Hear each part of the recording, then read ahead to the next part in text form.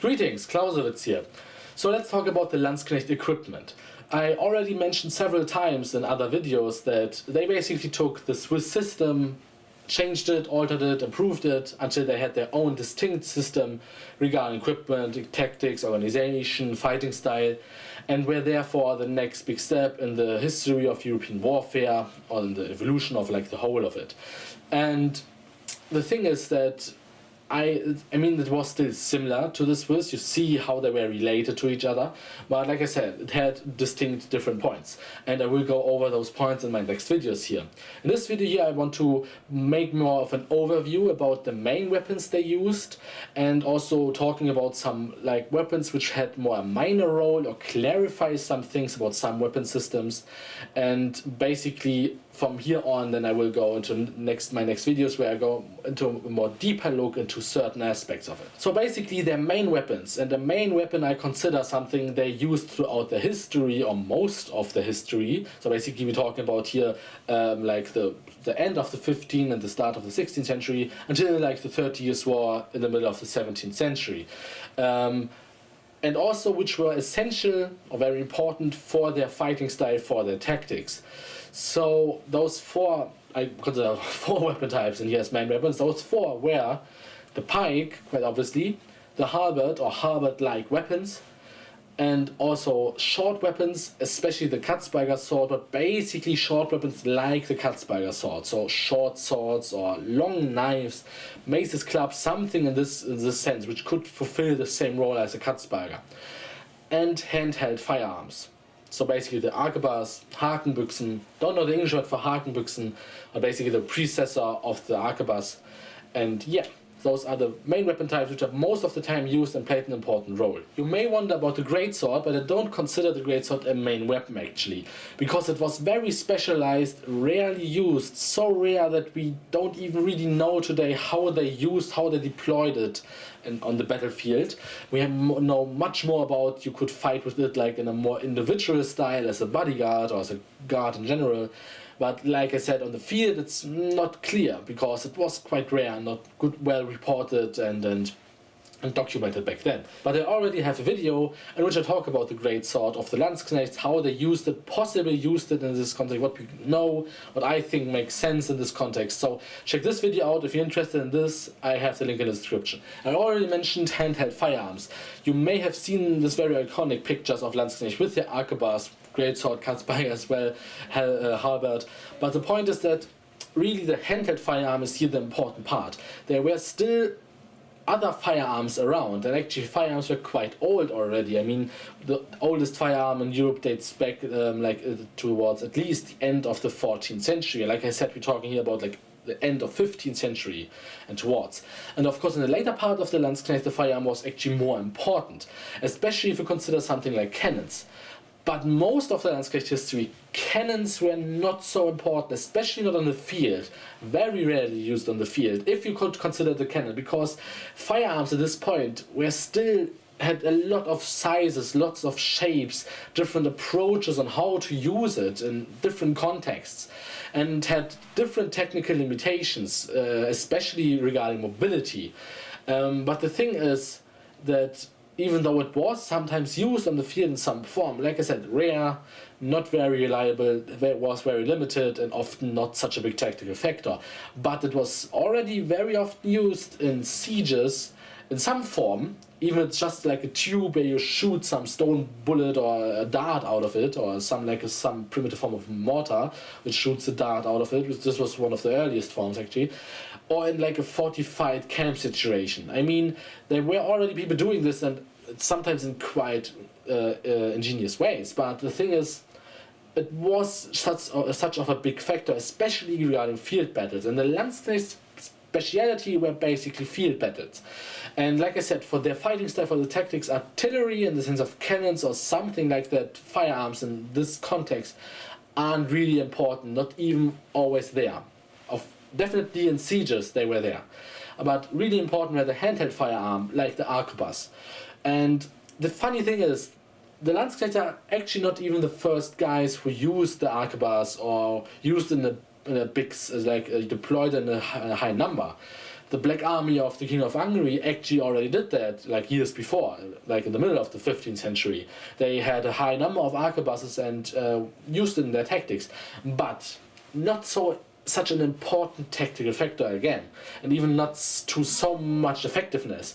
So basically, the Landsknechts using arquebuses in a very high number, also in the style of volley fire, was basically a huge step regarding history of firearms, regarding history of warfare, and was basically introduced by the Landsknechts, not so much by other parts, even though it was still already there and used. But the firearm aspect of the Landsknechts is a very big topic and very important one. Also, the biggest difference regarding the Swiss in general didn't use so many ranged weapons. But the thing is, I will talk about that in an own video where I can really go into a more deeper look regarding firearms, regarding arquebuses. And I also will make a video where I talk about the Black Army of the King of Hungary if you never heard of them, because I can imagine you never heard of them, but it's quite an interesting one. But like I said, an own video about those topics. Just keep in mind that the handheld firearm was important, essential for the Landsknechts, and was a big improvement regarding warfare.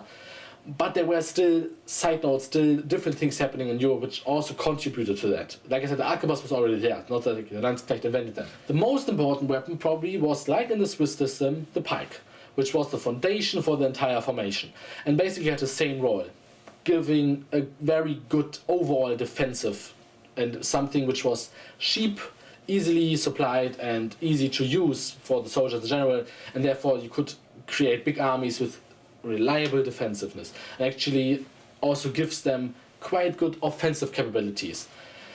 I have an own video again in which I talk about pikes in a very detailed way and share some thoughts of mine about them. So basically check this video out if you want to know more about pikes, how they worked.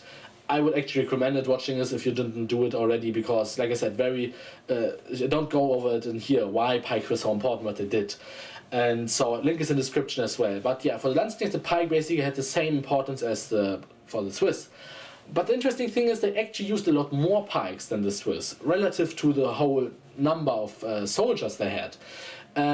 Basically, they didn't use therefore so many halberds anymore, similar weapons. So basically the halberd had lower numbers, therefore coming more pikes in contrast to the Swiss, which basically had some pikes and a lot of halberds and then a lot of short weapons and stuff like this, because this was the big killing power for them. Regarding the Landsknechts, the firearms and also a more close combat were giving the whole of the killing power, the most of it. There were still halberds and similar weapons in the formation, they were still important, mostly used by veterans and officers, which would not only add killing power but also give directions for the pikemen, because basically most of the pikemen were new recruits or people who were unexperienced, and you would show with your more unique weapons, and which could also easier be seen because they were shorter, in which direction you have to form your ranks. This plays a part in here. And if we actually look at the Spanish tercio, which has basically even fewer halberds, where the halberd really gets an officer position, basically. You quite see this is like the result of this transition. But the Landsknecht actually still used halberds like throughout the history. This is why I consider the main weapon was still important, even though it starts disappearing with the Landsknecht, basically. And similar to the Great Sword, were mostly kept or used by guards, or like I said, more in this officer veterans way. But yeah, still important factor, don't forget this. Not as important as with the Swiss, this is the big difference here. So another iconic weapon of the Landsknecht was the Katzberger sword, which was basically a short sword, so shorter as the typical arming sword, had a round tip, most of the times, and an S-shaped guard.